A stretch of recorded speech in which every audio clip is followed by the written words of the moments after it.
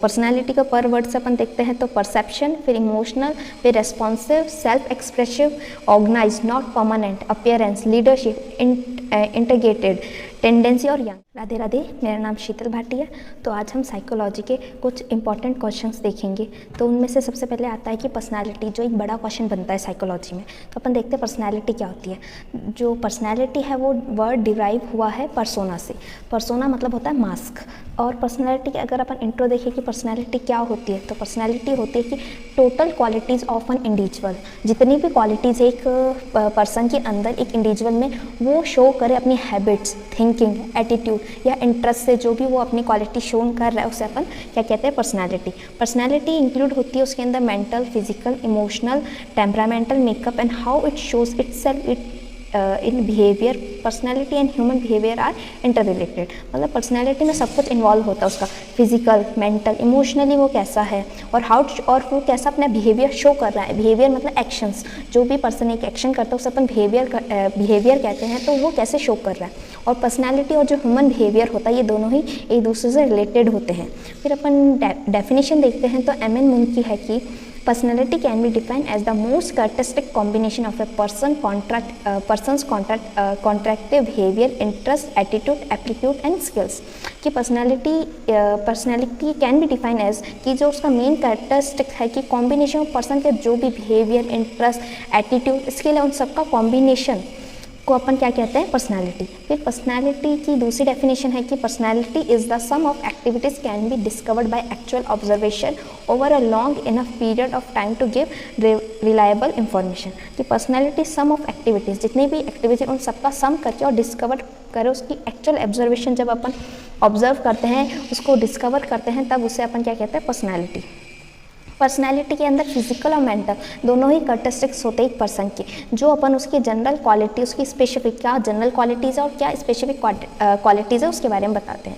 तो पर्सनैलिटी का पर वर्ड से अपन देखते हैं तो परसेप्शन, फिर इमोशनल, फिर responsive, self expressive, organise, not permanent, appearance, leadership, integrated, tendency और यंग। मतलब परसेप्शन क्या परसीव करे अपने सेंसरी ऑर्गन, इमोशनल होता है, रेस्पॉन्सिव होता है, रेस्पॉन्स देता है, सेल्फ एक्सप्रेशन से शो करता है, ऑर्गेनाइज्ड होता है, परमानेंट नहीं होती है पर्सनालिटी, अपीयरेंस कैसा वो दिख रहा है, लीडरशिप क्वालिटीज़, उसकी टेंडेंसी और यंग। फिर कैरेक्टरिस्टिक्स होते हैं पर्सनैलिटी, सबसे पहले यूनिक होता है, सबकी पर्सनैलिटी, सबकी हैबिट्स और ये सारी क्या होती है, अलग होती है। फिर कंसिस्टेंट होती है, डिनामिक होती है, मतलब अल्टर्ड रहती है, ऑर्गेनाइज्ड होती है। फिर फैक्टर्स होते हैं जो पर्सनैलिटी को इफेक्ट करते हैं। एक होता है बायोलॉजिकल, सोशियोलॉजिकल एंड साइकोलॉजिकल। तो बायोलॉजिकल के अंदर आ जाते हैं उसकी फिजिक्स कैसी है, उसकी फिजिकली वो कैसा है, केमिकली नर्वस सिस्टम कैसा है, ये सारे मतलब बॉडी के अंदर जो भी उसकी रिलेट हो रही है, ये सारी बायोलॉजिकल फैक्टर होते हैं जो पर्सनालिटी को इफेक्ट करते हैं। फिर सोशियोलॉजिकल, उसका house, school, language, culture, customs, ये कैसे हैं, ये उसको सोशली पर्सनालिटी फैक्टर्स होते हैं। फिर होते हैं साइकोलॉजी, इंटेलिजेंस कैसे, उसकी मोटिवेशन, कितना मोटिव है वो अंदर से, इमोशन, एप्टीट्यूड एंड इंटरेस्ट, कितना कोई भी काम करने में वो कितना इंटरेस्टेड है। फिर अपन देखते हैं साइकोलॉजिकल क्लासिफिकेशन है कि पर्सनैलिटी की क्लासिफिकेशन है। तो हिप्पोक्रेट के सबसे पहले पर्सनैलिटी को क्लासीफाई किया था on the basis of body temperature. तो बॉडी टेम्परेचर पे इन्होंने 4 तरीके से इनको क्लासीफाई किया, सैंगुइन, पैलिग्मेटिक, मेलंकोलिक एंड क्लोइक। तो ये टाइप ऑफ फ्लूइड्स देखे जाते हैं कि सैंगुइन में अपना होता है ब्लड होता है। फिर फैलम क्या होता है, एक म्यूकस होता है, जो भी ब्लड से थिक होता है वो पैलम में आता है। फिर ब्लैक बाइल होते हैं इनमें और येलो बाइल क्लोइक में।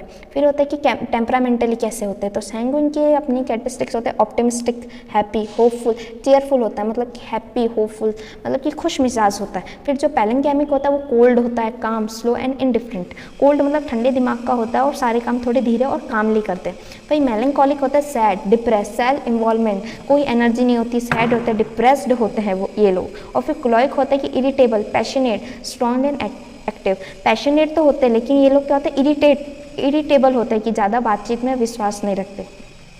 फिर होते हैं शेल्डन ने किया था उनकी बॉडी फिजिक्स कैसी है। तो एंडोमॉर्फिक, मीजोमॉर्फिक एंड एक्टोमॉर्फिक। तो एंडोमॉर्फिक में होता है कि easy going, social, affection, weak somatic structure, मतलब कि सोशल होता है लेकिन उसकी जो बॉडी फिजिक्स है वो इतनी अच्छी नहीं होती, वीक होता है। भाई मीजोमॉर्फिक जो होता है वो ये स्टमक एंड बोन्स के डेवलपमेंट का बैलेंस रहता है और काम करने में बहुत उनको अच्छा लगता है और दूसरे एडवेंटिशियस होते हैं। फिर इसके बाद एक्टोमॉर्फिक होते हैं जो थिन होते हैं, टैल होता है, अनसोशल होता है, अलोन रहना चाहते हैं और वीक होते हैं ये लोग।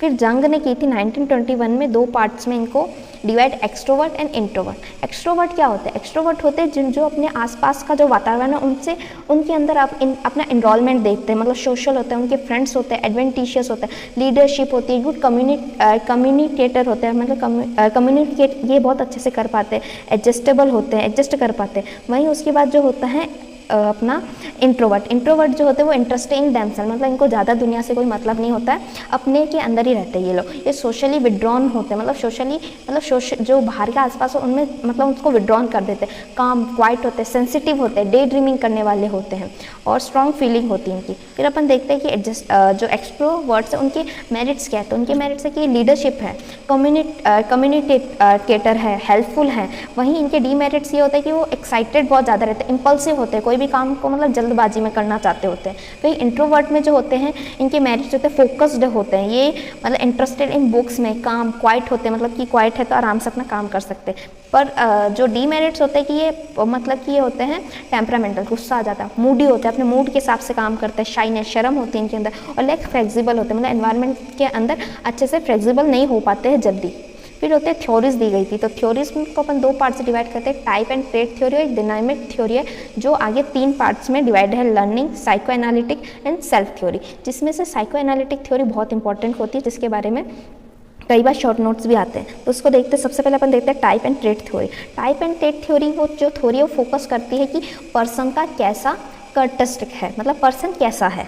दो इंडिविजुअल एक जैसे नहीं हो सकते कभी भी। कोई भी ट्रेट क्या होता है कि destructive characteristic of an individual assume to be stable across situation, shy, brave, friendly and serious. जो ट्रेट होता है डिस्ट्रक्टिव कैरेक्टरिस्टिक्स देखता है एक इंडिविजुअल का। वहीं जो टाइप होता है वो क्लब मतलब क्या होता है, ग्रुप ऑफ ट्रेट्स। जो ग्रुप ऑफ ट्रेट्स है वो होते हैं types to describe a certain kind of individual, जैसे leadership, dominance, height, self confidence. फिर आगे इन्होंने ये डिवाइड है कि जो इंट्रोवर्ट एंड एक्सट्रोवर्ट में जो इमोशनली स्टेबल हैं और जो इमोशनली अनस्टेबल है, इंट्रोवर्ट और एक्सट्रोवर्ट को बांटा। तो जिसके अंदर इमोशनली स्टेबल में जो एक्सट्रोवर्ट होते हैं वो सोशल होते हैं, outgoing, talkative, lively, care free and leader like होते हैं, मतलब सोशली होते हैं, बाहर आना जाना इनको पसंद होता है, बातें करना इनको पसंद होता है, और लीडर लाइक होते हैं, इनके अंदर लीडरशिप होती है। वही इनकी इमोशनली अनस्टेबल कैसे हैं कि एक्टिव होते हैं, इम्पल्सिव होते हैं, चेंजेबल होते हैं, एक्साइटेड, रेस्टलेस एंड टची होते हैं, मतलब कि ये मतलब चेंज होते रहते हैं। दूसरा टची होते हैं और रेस्टलेस होते हैं, मतलब एक्टिव रहते हैं, हमेशा काम करना पसंद करते हैं। वहीं इमोशनली स्टेबल होते हैं, जैसे कि पैसिव जो इंट्रोवर्ट्स होते हैं, passive, careful, thoughtful, peaceful, control, reliable and काम, मतलब शांत होते हैं, केयर करते हैं, थॉटफुल होते हैं, इनके अंदर विचार होते हैं अच्छे अच्छे, शांति, फोकस्ड रहते हैं। वहीं इनके अनस्टेबल कैसे, ये quite, unsocial, anxious, moody and rigid होते हैं, मतलब सख्त होते हैं, मतलब कि इनको मतलब कि ज़्यादा मतलब इनके अंदर इमोशंस नहीं होते हैं, मतलब कि ये मतलब शांत रहना, और दूसरा मतलब कि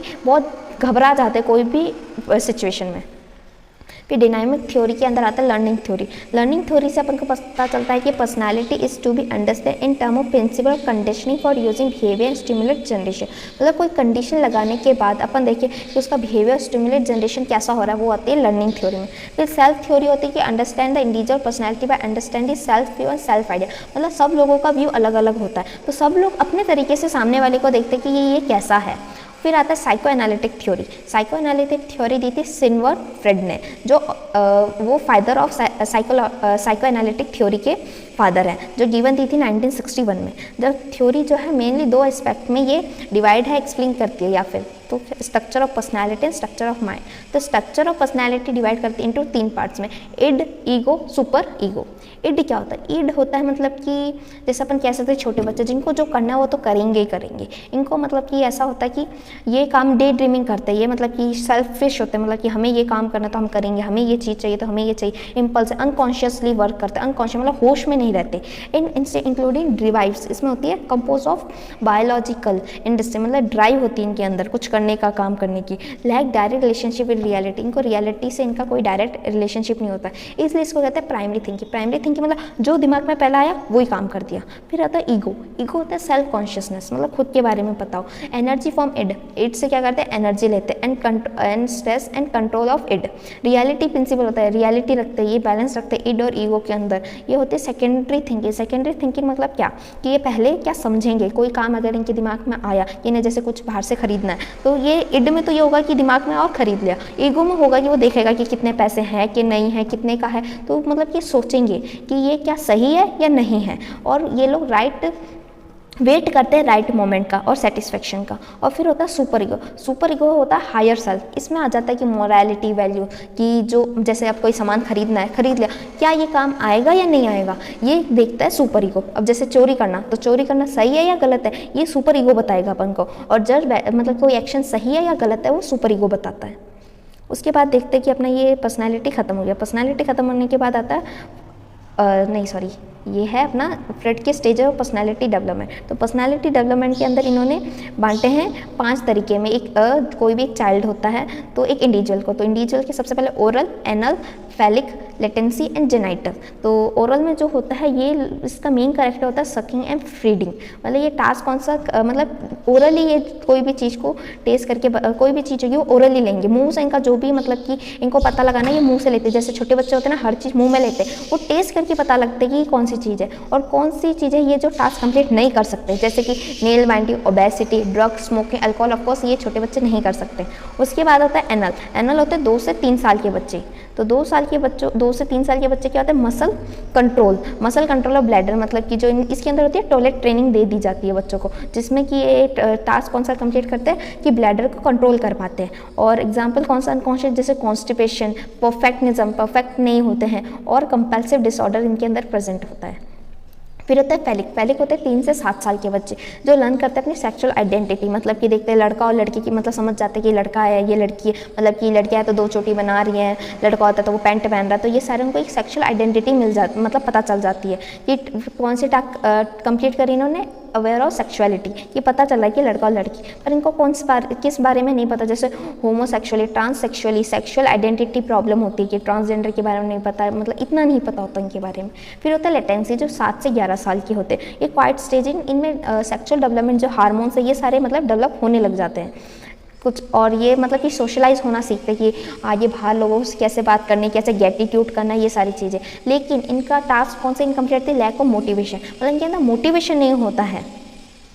फिर जेनाइटल होते हैं जो 11 साल और उससे ऊपर, जिसके अंदर होते हैं sexual maturity, satisfactory relationship with opposite sex, जो मतलब कि इनके अंदर मेचोरिटी आ जाती है। दूसरी क्या होती है, मतलब कि जो भी सामने इंसान उनके साथ एक सेटिस्फैक्ट्री रिलेशनशिप, मतलब उनसे बात करना तरीके से ये कर सकते हैं। और जिसमें कंप्लीट टास्क होता है कि इनकी जो सेक्सुअल मेचोरिटी होती है वो पूरी हो जाती है। और जो अनकॉन्शियस टास्क होती है वो होती है कि इन प्रोटेक्ट्स इमेच्योर इजैक्युलेटरी अनसेटिस्फैक्टरी रिलेशनशिप।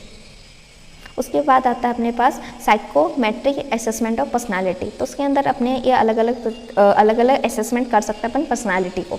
तो जिसमें सेल्फ रिपोर्ट, फिर observation, situational, personality inventory and projectile. और जो सेल्फ रिपोर्ट होती है वो 2 प्रकार की होती है, इंटरव्यू एंड क्वेश्चन वाली। तो सेल्फ रिपोर्ट टेक्निक क्या होती है, ऐसी टेक्निक जिसमें क्या होता है, डाटा कलेक्शन होता है, जिसमें direct reports of information bye a person who is being studied. जिस इंसान के बारे में अपन पढ़ रहे हैं, मतलब जिसकी पर्सनैलिटी के बारे में अपन को पता लगाना है, उस इंसान के अपन क्या करते हैं, उसका डाटा जो होता है वो कलेक्ट करते हैं। जैसे कि अगर कोई इंटरव्यू के लिए जा रहे हैं तो अपन क्या करते हैं, उसका रेज्यूम ले लेते हैं, उनको देखते हो, फिर उसके सामने अपन क्वेश्चन पूछते हैं। तो ये हो गया सेल्फ रिपोर्ट टेक्निक, जिसके अंदर सबसे पहले आता है इंटरव्यू। इंटरव्यू में क्या होता है कि data collection in which a person क्या होगा, एक अक्षर एक क्वेश्चन पूछेगा और एक आंसर देगा।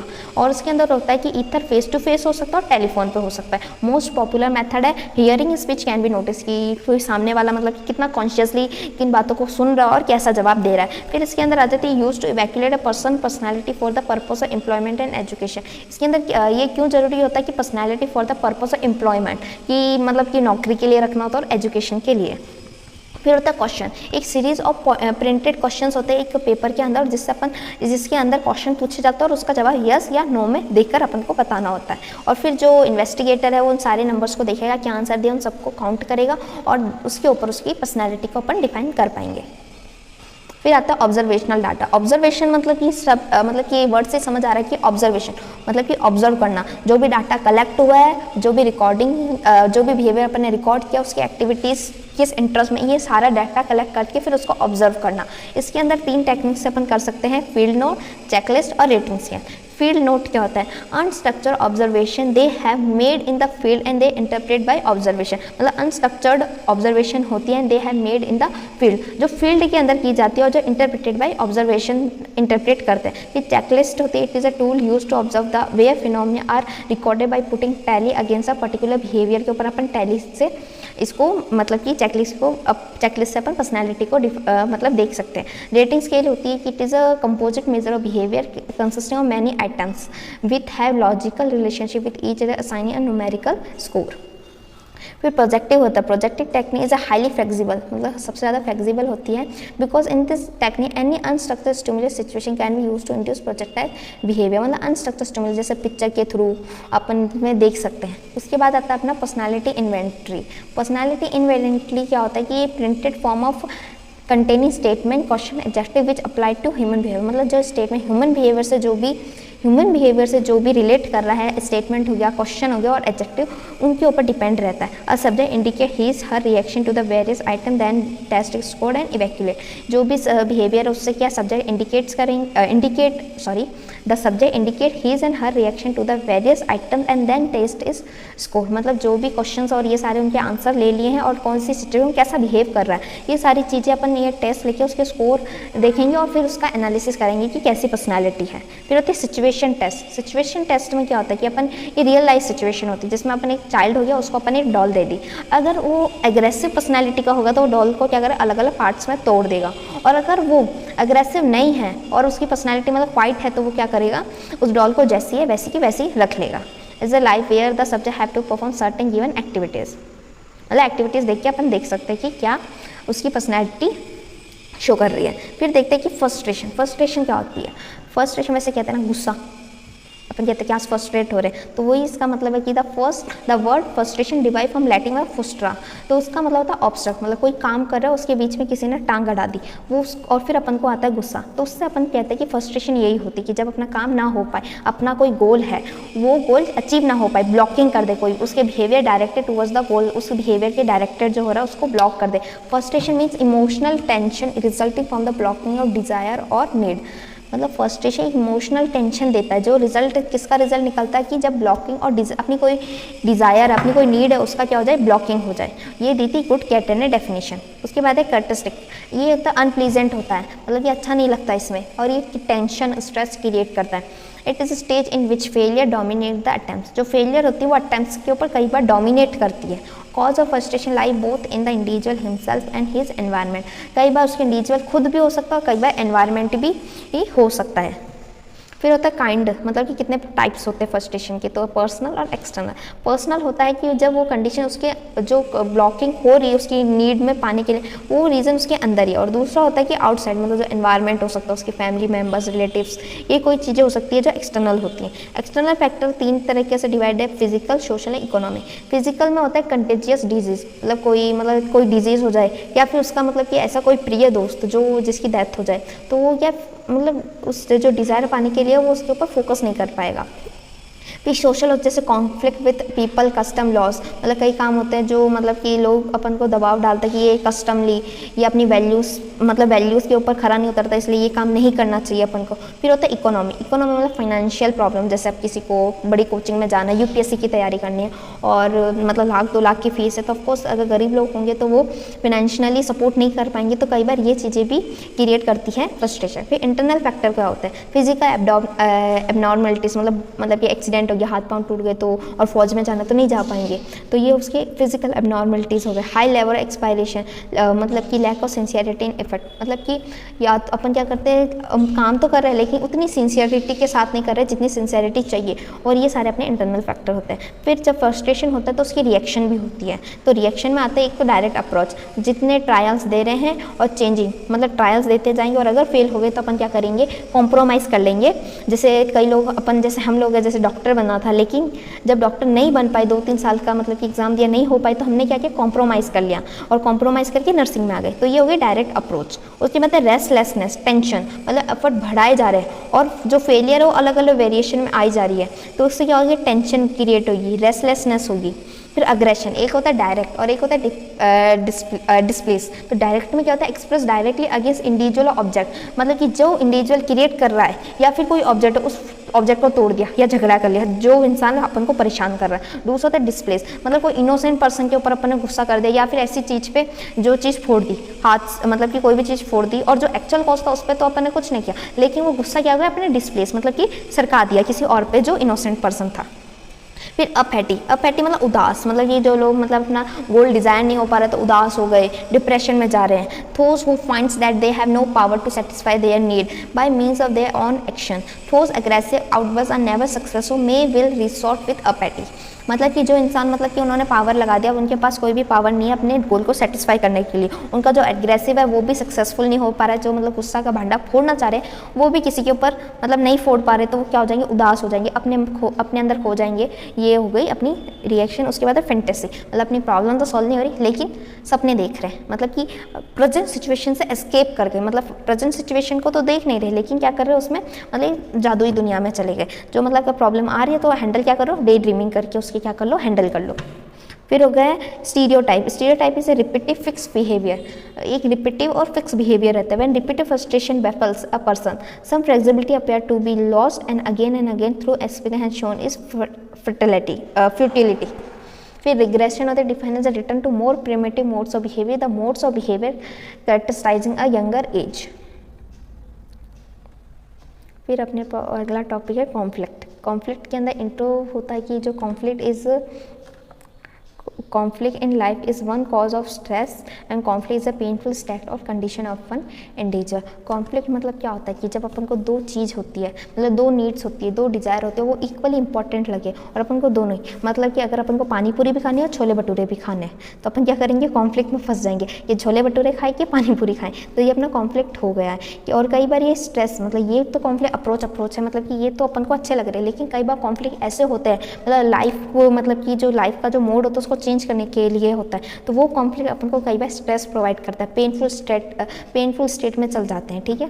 उसके बाद conflict occurs when one has to be choose, जब दो डिज़ायर के अंदर एक चीज़ चूज करनी हो तब आता है कॉन्फ्लिक्ट। डेफिनेशन क्या है, conflict means a painful emotional stage which result from a tension between oppose and contradictory wishes, मतलब अपोजिट और दो ऐसी विशेष जो अपन को चाहिए और उसकी वजह से टेंशन क्रिएट होती है और एक पेनफुल इमोशनल स्टेट होती है। फिर टाइप्स होते हैं इसमें approach, avoidance, multiple approach and avoidance. तो अप्रोच कौन सी होती है, दो गोल है और दोनों ही इक्वली इंपॉर्टेंट है, दोनों के लिए अपन क्या कर रहे हैं, अट्रैक्ट हो रहे हैं, तो ये तब होता है कि तब occurs when a person force with to attractive alternative while only one of them can be selected, मतलब कि दो अट्रैक्टिव गोल्स है और दोनों में से किसी एक को सिलेक्ट करना है, जैसे कि two course that you want to take but they schedule for the same time, मतलब कि अपन को दो कोर्स ले लिया अपन ने, ठीक है, और वो दोनों ही कोर्स क्या है, इक्वली इंपॉर्टेंट है एंड अट्रैक्टिव है, लेकिन उनका जो शेड्यूल है वो एक ही टाइम पे, तो अपन को इनमें से कोई ना कोई एक चूज़ करना पड़ेगा, लेकिन इसमें इतना घाटा नहीं हो सकता है, मतलब कि इतना कोई नुकसान नहीं होगा, अगर अपन एक भी ले लेंगे तो अपने लिए फ़ायदेमंद होता है, इसलिए ईजी होता है, लेकिन समटाइम ये सीरियस हो जाता है, कई बार ऐसी सिचुएशंस में आ जाती है। फिर होता है अवॉइडेंस, मतलब दोनों ही मतलब कि दोनों ही क्या होते हैं, दोनों ही जो नीड्स हैं वो दोनों ही अट्रैक्टिव नहीं होती, मतलब दोनों अपन को दोनों ही काम नहीं करने होते, तब आता है अवॉइडेंस। तो इसको अपन कैसे हैंडल कर सकते हैं कि जैसे मतलब कि इसका एग्जांपल है कि एक woman tried to choose between unwanted pregnancy और गेटिंग एन अबॉर्शन, मतलब एक वुमेन है उसको चूज़ करना, या तो अनवांटेड प्रेगनेंसी चूज़ कर ले या फिर वो अबॉर्शन करा ले, तो ये दोनों ही अवॉइडेंस है, दोनों ही मतलब नेगेटिव है, तो वो कई बार दुविधा में डाल देती है और जो स्ट्रेस क्रिएट करती है। उसके बाद आता है अप्रोच एंड अवॉइडेंस, मतलब एक type of A conflict adjust when event has both attractive and unattractive feature, मतलब कि दोनों ही, मतलब कि एक गोल है जो मतलब अट्रैक्टिव है, अनअट्रैक्टिव, फायदेमंद और नुकसानदायक भी हो सकता है कई बार। जैसे होता है एक इंडिविजुअल होता है जिसकी उम्र हो गई हो, तो जिसको कह रहे कि तुम शादी कर लो, वो शादी में और नई शादी करने में कई बार कंफ्यूज हो जाता है कि करे कि नहीं करे, अगर कर ली शादी तो मतलब कि कोई ऐसी इंसान आ जाए जिससे ज़िंदगी बर्बाद हो जाए, या फिर ऐसा भी हो सकता है कि मतलब कि ज़िंदगी सवर जाएगी, तो ये सारा मैरी और नॉन मैरिंग में हो जाता है। फिर multiple approach and avoidance conflict, तो जिसके अंदर आ जाता है कि it exist when a choice must be made between two and more alternative each of which has both positive and negative feature, मतलब कि choice between two and more alternative, मतलब दो अपने पास दो या दो से ज़्यादा अल्टरनेटिव है जिस have both positive negative feature हो उनके। तो जैसे कि इसका एग्जाम्पल पर्सन में have the alternative accepting any of the two job which much have been may be boring but good pay while other may be interesting and interesting है poor पे। जैसे एक इंसान है, इंडिविजुअल है, उसकी 2 जॉब है, तो जो एक जॉब तो वो बोरिंग है लेकिन पेमेंट अच्छा है, लेकिन एक जॉब है इंटरेस्टिंग है लेकिन पे उसका इतना अच्छा नहीं है, तो इसमें कई बार कॉन्फ्लिक्ट में फंस जाते हैं। उसके बाद आता है कि अपना अगला टॉपिक आता है मेंटल हाइजीन। मेंटल हाइजीन क्या होती है? तो mental hygiene is a science which study law and means of curing and preventing. मतलब मेंटली कितने हाइजीन है अपन, कितने साफ सुथरे मेंटली, कि जो means of curing and preventing, ठीक है। उसे मेंटल डेफिनेशन हो गई कि mental hygiene consist of measure to reduce incidence of mental illness through prevention and early treatment to promote mental health. तो मेंटल हाइजीन एक मतलब प्रिवेंशन है कि अपन मेंटली कोई प्रॉब्लम अपन को हो ना चाहिए, अर्ली ट्रीटमेंट कर ले, उसके अंदर आता है मेंटल हाइजीन। उसके बाद मेंटल हेल्थ। तो मेंटल हेल्थ होती है कि mental health is a state balance between individual and the surrounding world. Mental individual और सराउंडिंग वर्ल्ड, उनके बीच में जो बैलेंस करे वो होती है अपनी मेंटल हेल्थ। तो इसकी definition adjustment of human being to the world and to each other with a maximum of effectiveness and happiness. Adjustment of human being, जो वर्ल्ड जो और उसके आसपास के जो भी एनवायरनमेंट है उसको अपनी मैक्सिमम इफेक्टिवनेस, अपनी खुशी के साथ उस चीज़ों को जब एडजस्ट कर ले तब वो होती है मेंटली हेल्थ। जैसे अपन कोई नए शहर में चल जाए तो नए शहर में जाएंगे, उसका एनवायरनमेंट, उसकी मतलब वातावरण, जो भी आसपास के जो भी मतलब कि सोसाइटी, उनसे अपन इतनी जल्दी एडजस्टमेंट नहीं हो पाते, लेकिन जितना जल्दी एडजस्टमेंट हो जाए अपना तो अपन मेंटली हेल्थी रह सकते हैं। फिर होता है characteristic of mentally healthy person के कैरेक्टरिस्टिक क्या होते हैं? तो सेल्फ इवैल्यूएशन, मतलब कि खुद के बारे में अवेयर होना, अपनी लिमिट्स के बारे में उसे पता होना चाहिए कि उसकी लिमिट्स कितनी और कितना वो काम कर सकता है। मतलब कि कोई मतलब एक्सेप्ट ही शॉर्ट कम, उसकी फेलियर्स, उसकी जो भी डिज़ायर का कंप्लीट नहीं हो रही तो उन सबको क्या करना, उसे एक्सेप्ट करना आना चाहिए और उन सब चीज़ों से ऊपर उठ के आना चाहिए। Introspect to reduce his problem, मतलब कि ऑब्जर्व करे उसकी प्रॉब्लम्स को, रिड्यूस करे एक्यूरेटली और उसकी जो भी पोटेंशियल है उसके बारे में पहचाने। फिर एडजस्टिंग कैपेसिटी मतलब कि कहीं पे भी मतलब कि लोगों के साथ भी एडजस्ट हो सके और अगर कभी अकेला है तब भी एडजस्ट कर सके, मतलब कि अपने आप को मतलब खुश रहे, अपने जो भी अगर लोग उसके बारे में बुराई कर रहे हैं तो वो भी एक्सेप्ट करनी चाहिए कि इजीली अपसेट नहीं होना चाहिए। और अगर कोई बहुत ज़्यादा तारीफ़ कर रहे हैं तब क्या करें, अगर कोई बहुत ज़्यादा तारीफ़ कर रहे हैं तो उनसे बढ़ चढ़ना चाहिए, तो उसको एडजस्टिंग कैपेसिटी होनी चाहिए। फिर होता है मैच्योरिटी, ये मेंटली हेल्थी पर्सन की इमोशनली मैच्योर होना चाहिए, मतलब कि इमोशनली मतलब ज़्यादा कि कोई दुख की घड़ी आ जाए तो बहुत ज़्यादा उदास ना हो जाए कि सुसाइड करने लग जाए, और अगर कोई खुशी की बात होती है कि ज़्यादा खुश ना हो जाए कि हार्ट अटैक आ जाए। तो मतलब कि मैच्योरिटी होनी चाहिए अपने अंदर कि कितना अपन मतलब कि अपन किसी भी चीज़ से इमोशनली ज़्यादा अटैच ना हो। He behave in a responsible manner, express his feeling and thoughtful clearly, मतलब अपना जो भी फीलिंग्स है, थॉट्स है, वो सारे क्या क्लियरली शो करें। और जो sexual behaviour is also mature होना चाहिए। और नॉन एक्सट्रीमिटीज़, मतलब excess of everything is bad, अगर कोई भी चीज़ ज़्यादा है तो वो हमेशा हानिकारक होती है अपने लिए। तो right principle for mental health के लिए है कि कोई भी चीज़ एक्सेस में नहीं होनी चाहिए। एक्सेस ऑफ एनी बिहेवियर और desire has an adverse effect on health, so excess should be avoided for the development of mental health. फिर रेगुलर लाइफ, तो रेगुलर लाइफ के अंदर क्या होता है कि उसकी जो हेल्थी हैबिट्स को वो गेन करे, कोई भी मतलब कि अच्छी मतलब कि ईटिंग, लिविंग, स्लीपिंग, वेकिंग, मतलब टाइम से उठे टाइम से खाए, तो ये सारे रेगुलर लाइफ उसकी अच्छी रहेगी। उसकी जो नॉर्मल दिनचर्या अगर वो अच्छी रहेगी तो उसकी जो अपने मैक्सिमम आउटपुट दे पाएगा वो किसी भी चीज़ में, और सेव टाइम और एनर्जी भी सेव करेगा और वो मेंटली हेल्थी रखने के लिए प्रमोट करेगी रेगुलर लाइफ। फिर गुड सोशल रिलेशनशिप, मतलब जो भी आसपास का लोग हैं, वातावरण है, उनके साथ एक अच्छा रिलेशनशिप होना चाहिए कि a mentally healthy person maintain good and social relationship with the person, उसकी सोसाइटी, कलीग्स, उसकी फैमिली में, उन सबके साथ एक अच्छा क्या करे, एक अच्छा रिलेशनशिप मेंटेन करे। फिर होता है जॉब सेटिस्फैक्शन, कई बार होता है कि ऐसी जॉब मिल जाए जिसमें अपन सेटिस्फाइड नहीं हो पाए, अपना अच्छा पे स्केल नहीं है, तो अपन क्या होता है उदास हो जाते हैं। लेकिन जो चीज़ अपन को मिली उसके अंदर अगर अपन एडजस्ट करें, उसके अंदर इंटरेस्ट गेन करें तो अपन वो सेटिस्फैक्शन अपन को मेंटली हेल्थी रख सकती है। फिर होता है कि जो मेंटली हेल्थी पर्सन उसको strong sense of self stream, उसकी जो सेल्फ स्ट्रीम है उसका स्ट्रॉन्ग सेंस होना चाहिए। जैसे कि healthy individual appreciate and respect themself, मतलब कि जो हेल्थी इंडिविजुअल है वो खुद की रिस्पेक्ट तो करे ही करे। Has ability to get enjoyment and satisfaction out of daily routine job, जो उसकी डेली रूटीन जॉब है उन सबसे वो मतलब कि उन सबके अंदर भी खुशी निकाले, उसके अंदर सेटिस्फैक्शन होना चाहिए उसे। ऐसा नहीं कि उठ गए, खा लिए, पी लिए, काम कर, ये नहीं, मतलब एक इंटरेस्टिंग होनी चाहिए, इंजॉयमेंट करना चाहिए उनमें। Will accept the recognise the personal feeling where positive और नेगेटिव, और अपने मन में जो भी फीलिंग्स आ रही है चाहे वो पॉजिटिव है चाहे नेगेटिव है वो एक्सेप्ट करनी चाहिए उसे। फिर सेल्फ एक्चुअलाइजेशन, मतलब खुद के बारे में जानना, खुद के बारे में जानना, उसकी गोल, उसकी प्रॉब्लम्स, उसकी डिज़ायर, ये सब चीज़ों को जानना, एनालिसिस करना और फिर उनके ऊपर काम करना। और जो भी है लाइफ की पॉजिटिव फिलॉसफी ऑफ लाइफ को एंजॉय करना और अच्छा सेंस ऑफ ह्यूमर होना चाहिए। फिर he has a good self control, मतलब कंट्रोल होना चाहिए, कोई छोटी छोटी बातों पे गुस्सा नहीं आना चाहिए, मतलब understand the environmental forces, face a reality, nationality, objectivity, emotional maturity, मतलब जो भी रियलिटी उसको फेस करे उसे समझे, and ensure the productive form of behaviour, और अपना एक प्रोडक्टिव फॉर्म, एक अच्छा एक पॉजिटिव बिहेवियर शो करे। उसके बाद है कि he face problem tries to solve the intelligently, मतलब कि जो भी प्रॉब्लम्स है उन सबको क्या करें, सॉल्व करें इंटेलिजेंटली और स्ट्रेस के साथ कॉपिंग करें, ठीक है। फिर सर्चेस फॉर हर आइडेंटिटी, अपनी आइडेंटिटी ढूंढे, और free from the internal conflict, जो भी इंटरनली कॉन्फ्लिक्ट उन सबसे क्या हो, फ्री हो। और अदर क्या होती है, इसकी कैरेक्टरिस्टिक है mental healthy person, day dreaming ना करे, एक्सपर्ट, इसका जो भी सोशल एटिक्वेट्स है उनमें एक्सपर्ट हो, और स्ट्रेस, और उसके अंदर जो स्ट्रेस की कैपेसिटी को क्या करे, टॉलरेट कर पाए, और अपनी ability take decision as per जो जैसी सिचुएशन हो वैसे डिसीजन वो ले सके।